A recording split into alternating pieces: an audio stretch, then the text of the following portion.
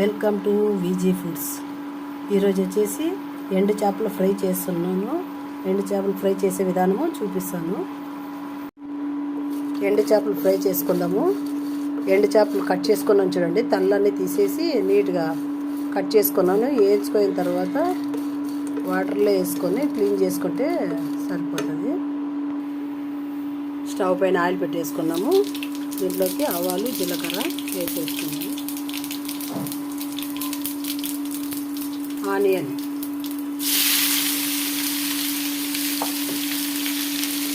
ఎక్కువే పడుతుంది ఆనియన్, కొంచెం మగ్గనిద్దాము. దీంట్లో పచ్చిమిర్చి మిక్సీకి వేసుకుందాము. సాల్ట్,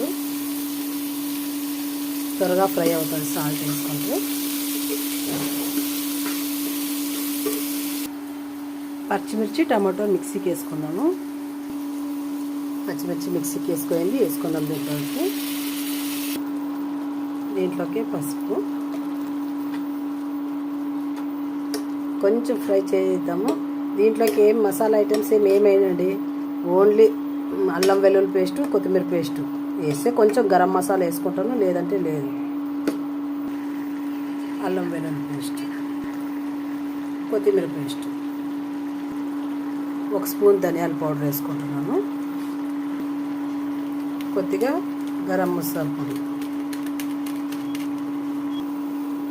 ఇదంతా కలిసి కొంతసేపు 2 నిమిషాలు ఫ్రై చేసుకుందామండి, పచ్చివాసన పోయేంత వరకు.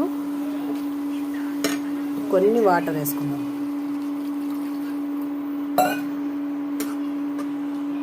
కొంతసేపు ఫ్రై అయిపోతే ముందుగా వేయించి పెట్టుకున్న ఎండు చేపలు వేసుకుందాం. టేస్ట్ అయితే చాలా అంటే చాలా బాగుంటుందండి. రొట్టె కాంబినేషన్ సూపర్ అంటే సూపర్ అండి.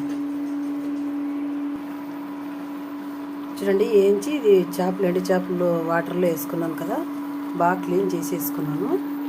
ఈ క్లీన్ చేసిన ఎండు చేపలు ఇది బాగా ఫ్రై అయిపోయిందండి. కర్రీ దీంట్లో వేసేసుకోండి. 2 నిమిషాలు, 5 నిమిషాలు అనుకోండి. 5 నిమిషాలు బాయిల్ అయితే సరిపోతుంది. టేస్ట్ అయితే సూపర్ అంటే సూపర్ ఉంటుందండి. చాలా అంటే చాలా బాగుంటుంది. మీరు ట్రై చేయండి.